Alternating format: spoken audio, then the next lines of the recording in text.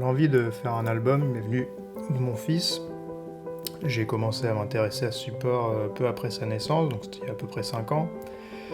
Et à force de passer du temps dans les rayons jeunesse, des librairies, à lui chercher les bons livres, je me suis finalement découvert un vrai attrait pour ces albums, qui sont en fait beaucoup plus riches que ce que j'aurais pu imaginer jusqu'alors. Et c'est vrai que maintenant, je cherche plus uniquement des albums pour mon fils, mais du coup pas mal pour moi-même aussi. L'histoire que je raconte dans ce livre, elle m'est venue de l'actualité. Ce dont on entend parler tous les jours à la radio, à la télé.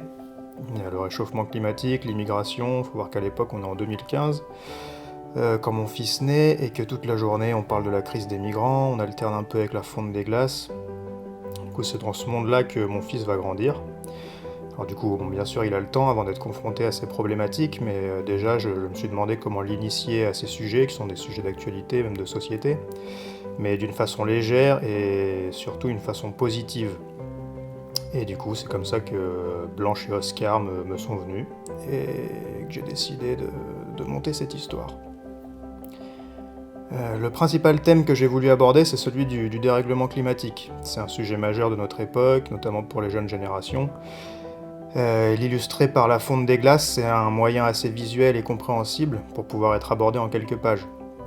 L'idée étant bien sûr ensuite, une fois que le livre est refermé, on peut aller plus loin en se questionnant sur les raisons de cette fonte, sur ce que ça entraîne, sur comment y remédier. Je trouvais intéressant que sur le sujet de l'immigration, on ait un ours blanc qui soit forcé de quitter sa banquise pour aller chez l'ours brun, et non l'inverse. Que se passerait-il si nous-mêmes occidentaux, et moi pour ma part par exemple en tant que blanc, on devait quitter notre pays pour se rendre en l'occurrence ici chez l'ours brun? Comment est-ce qu'on serait accueilli? Comment est-ce qu'on le vivrait? Comment est-ce que eux le vivraient? Pour la technique que j'ai utilisée, du coup, je viens du monde du paper art et du stop motion. Du coup, c'est assez naturellement que pour cette histoire, je me suis tourné vers des décors et des personnages en volume, fabriqués à la main et en papier. Le papier, c'est une matière que j'aime particulièrement, qui est assez simple à travailler, pour peu qu'on ait un petit peu de patience, bien sûr, et qui offre des possibilités immenses. J'aime ressentir sa texture à l'image, qui est différente en fonction des papiers utilisés, la façon dont on l'éclaire, dont il prend la lumière, la chaleur qui s'en dégage.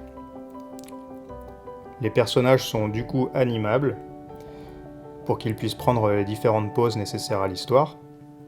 C'était pas prévu au départ du projet, mais finalement, une fois que les décors, la lumière est installée, ça aurait été dommage de ne pas animer Blanche et Oscar, et de juste prendre une photo. Donc j'ai préféré les animer pour leur donner vie, et pouvoir faire également le film du livre.